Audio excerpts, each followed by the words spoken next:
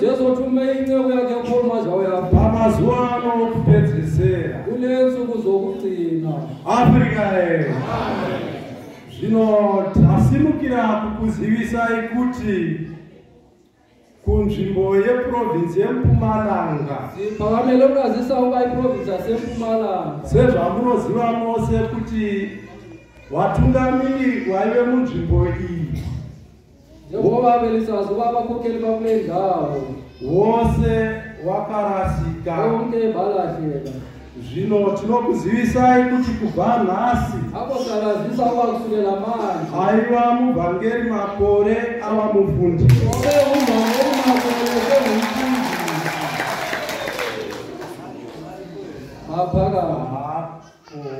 ari pere vhangeri makore kana tozimuka hapo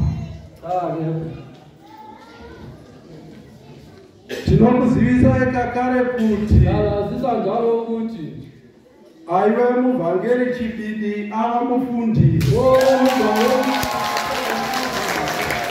ndiye provincial secretary uyo provincial secretary. tinokuzivisai kakare kuti salazisa njalo ukuthi aiva muvhangeri kanonge ava mufundisi anobata Pretoria Central ubamba ngase-Pretoria Central ne-Oliven Gumara ngase-Oliven. tinokuzivisai kuti aiva muvhangeri doko lobe muvhangeri doko ava mufundisi usengumfundisi achitungamirira Port Elizabeth ukhokelela ngase-Port Elizabeth ne-East London. ngase-East London.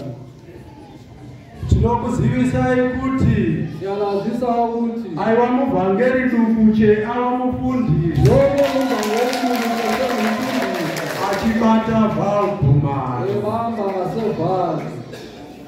Afrika ndo zviziviso zvatati kuzivisei izo izazvivatungamise vachatungamirira nzvimbo idzo lava vakhokela vazakhokela lezo ndawo. kudzai Jehovha.